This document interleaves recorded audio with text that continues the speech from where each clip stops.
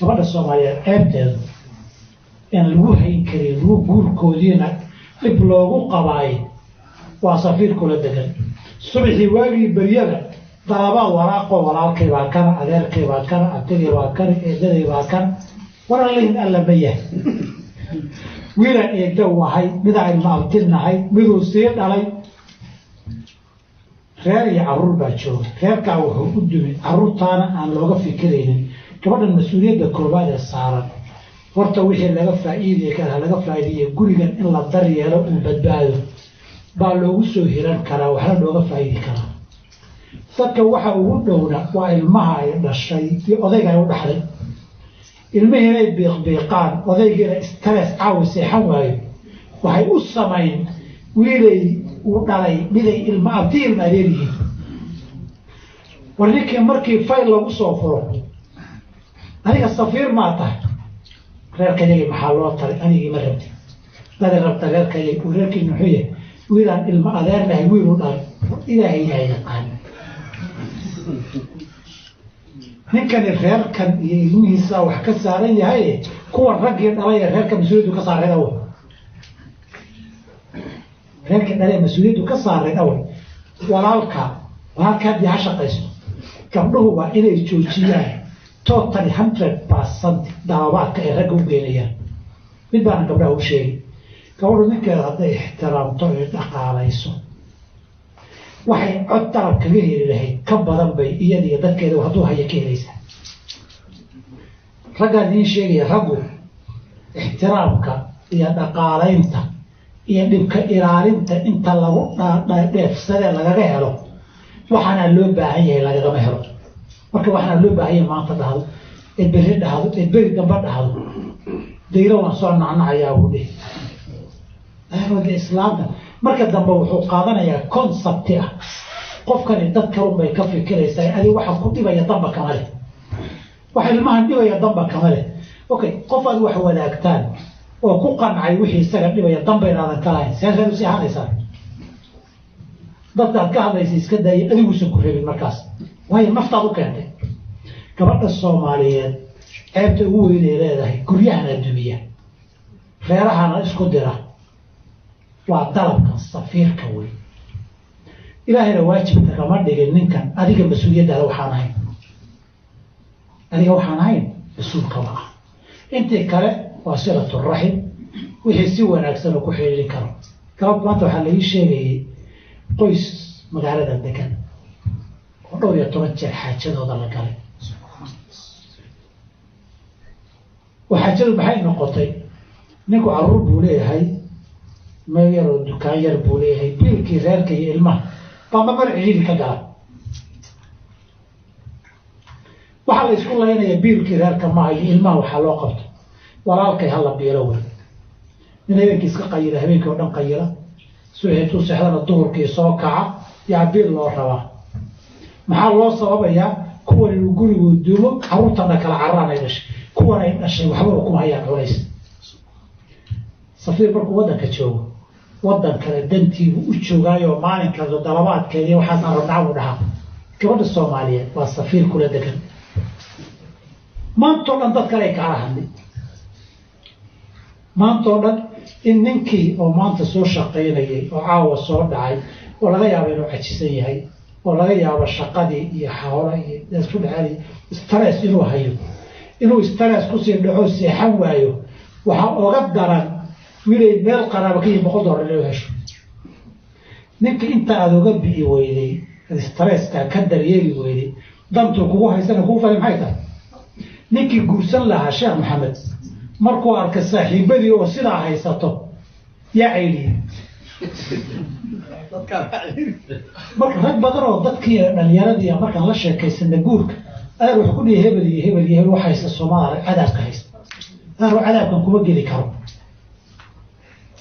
cadaabkan kuma geli karo dhahayaan gabdhuhu ilaahay ha ka cabsadaan ninku hadduu gabar guursado iyadoo mas-uuliyaddeeda qaaday aabbaheed mas-uul kama ah walaalkeed mas-uul kama ah hooyadeed mas-uul kama ah waxa sharcigu xuquuqda ugu waajibiyey ee inuu daryeela laga doonayo waa iyada iyo ilmaheeda waxay uga rabto wanaajin iyo ixtiraam ugaga hesho. waxaan feerka iyo dagaalka iyo wallaahi ama warqadaydiisii ima rabtida qaar waxaa aragnay reerkoodii soo wacayo naayahay reerkii ama gabdho kala soo cidna reerkii ninka maxaad uga qabatay meesha maxoolo goosi bay u gashay gabdho meesha war ilaahay ka yaaba gabdho waxaa ka xishoodaan. waxaan ogahay rag badan oo sidaa gabdho ku furay wax dalabaad dhowra ku furay kuwo kaloo dalabaad weydiisanina 10 laabka reerkoodii u qabtay waa weydiiyey wax walba xasaa dhacay wuxuu yidhi tan anoo daacada oo lilaahi ah baan u qabtaa markaa arko iyada inay ixtiraamayso qadarinayso dhib iyo culays stress iga ba'ayso anna waxaan ka fikiraa iyada maxaa stress ku haya ood kala qaban kartaa. markaan arka buu yidhi middan kale stresskayga dan inay keenaan caawa ka seexan waayo war balaayan isdhaafi baan dhaha. waayo marka dalabku ku soo aadayo nin banaanka ka yimid ragga in badan oo kamida markay yimaadaan guriga stresska shaqada iyo inay feerka ku furaan ma rabaan isna inuu nasto rabaa. waa yimid gurigii uu buuqsan yahay buuq kale ku hoos furtay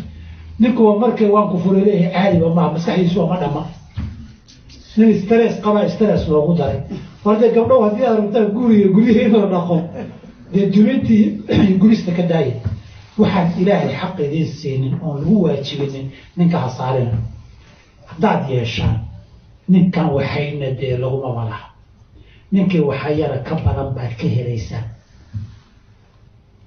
ixtiraamka waxaad kaga heshaan xagxagasho kaga heli maysaan. reerkan baa burburi haddiise reerkan inaad wax tarta aada rabto kow kanaad dhistay oo inaad ilaaliso mid baad soo martay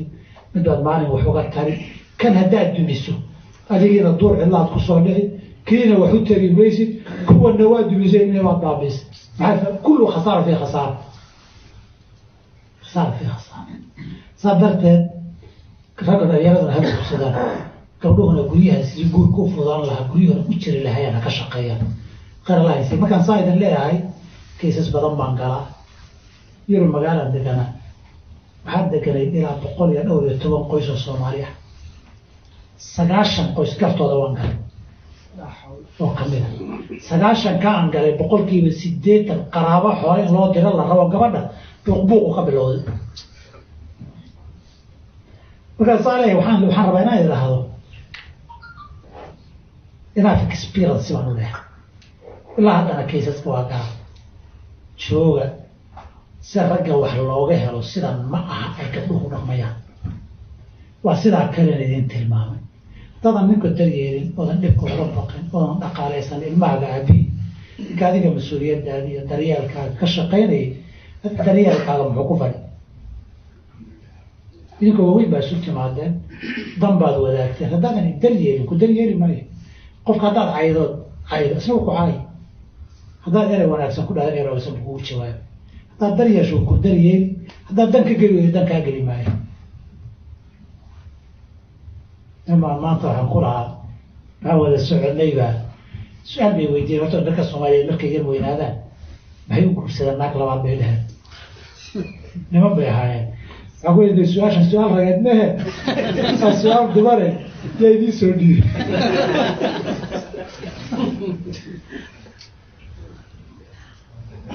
waa u sheegay oo baalista aan samaynay dabagalkii gabdhuhuna hadda maqlaan ninka Soomaaliyeed cultureka gabadha Soomaaliyeed dhaqankeedu hadday ninka caruur xoogaa intay dhashay yar weynaado inuu mid kala guursado uu ku qasban yahay hadduu awoodo according to Somali culture. gabadhu ninku intuu yar yahay wada joogaan qofkuna ku dhalinyaro yahay meeshii soo gaadhana wuu sexdaa wixii soo gaadhana wuu cunaa. markuu weynaado wax walba ma cuni karo ka warqab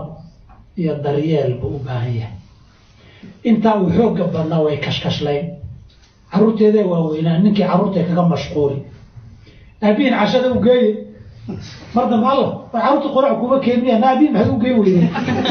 wax ka warqaba ma jiro. ninkii markuu weynaaday daryeelkuu sugayey baa laga mashquulayaa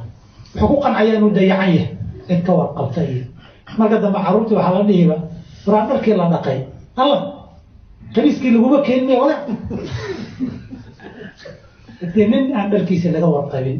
oon cashadiisii la ogeyn oon quraacdiisii la ogeyn meeshaasoo kuma dayacan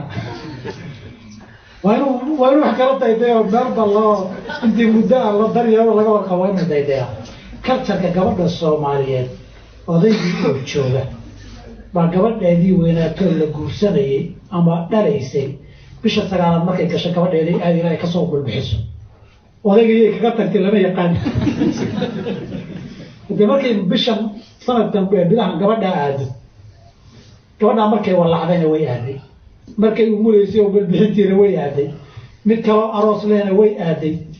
markay joogtayna abihiinba u geysteen bay lahayd ninkaasoo meesha ma dayacan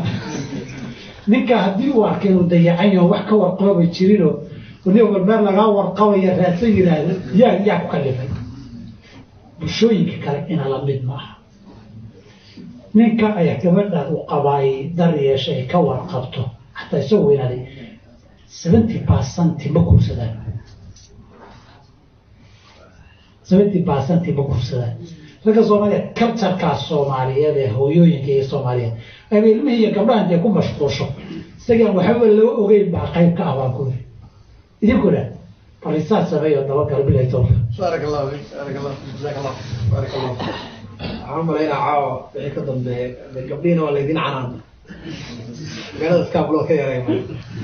ma waa in la buuxsanaa gabdhiina waa laydin canaantay iyana gurka fududaynayaan sheekuna waxaad moodaa inuu aad uga warqabo soo ma gurka hadda dhibka ugu daran ee magaaladayna heesta guryuhu hadda naga masaajidka waxyaalaha noogula keeno yaab kale shay maxamuud waxaa ka mid a laba isqabta oo ku dagaashay dukaanka rubaciga si wax leeyahay iyadoo bila iyadoo qabaa waxba kama maqna marka waxaa lagu dagaalayaa gabdho kala u imaanay way fidnayn waxay dukaanka meeqas ku leedahay yarkii bacaabu imaanaya socdo locationkii